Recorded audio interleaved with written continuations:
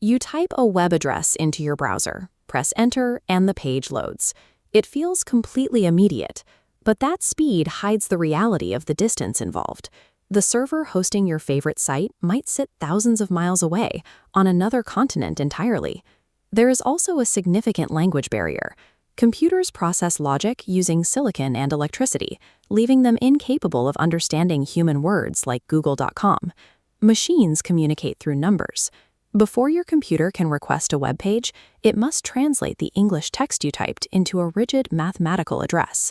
The moment you press enter, it triggers a high-speed relay race through physical routing hardware spanning the entire globe. The browser's first hurdle is locating the exact numerical coordinates of the server hosting the website. It begins with a rapid local sweep, checking its own internal memory, and then your computer's operating system cache to see if it already has the numbers on file.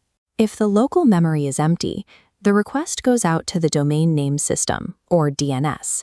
This is the Internet's phonebook, taking the domain name you typed and translating it into a sequence of 4 numbers, an IP address. Once the DNS server finds a match, it returns that IP address to your browser, providing the exact destination coordinates for the trip.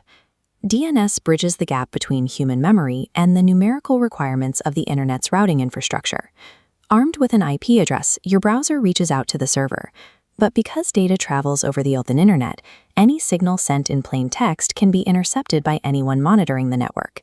To prevent this, the client and server perform a digital verification process called the handshake. They exchange cryptographic keys to form an enclosed tunnel between them. This secure connection, the S in HTTPS, scrambles all outgoing data into noise.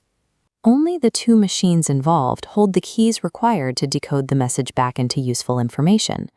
Because this agreement occurs before any data is exchanged, sensitive information like passwords or credit card numbers remain unreadable to anyone watching the line. With the connection secured, the request travels through physical hardware. It pulses as light through fiber optic cables, passing through local routers and deep-sea oceanic trenches. When it arrives at a data center, the request hits a load balancer, a traffic cop that determines which specific server is best equipped to handle the incoming work.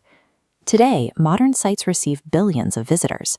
Unlike these unscalable towers from the early web, current infrastructure uses load balancers to ensure no machine is overwhelmed by the weight of global traffic.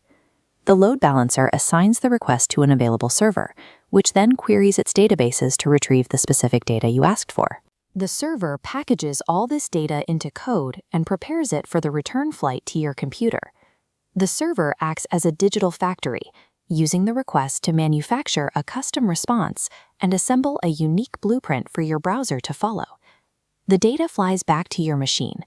Instead of a completed picture, the browser receives a set of complex instruction files.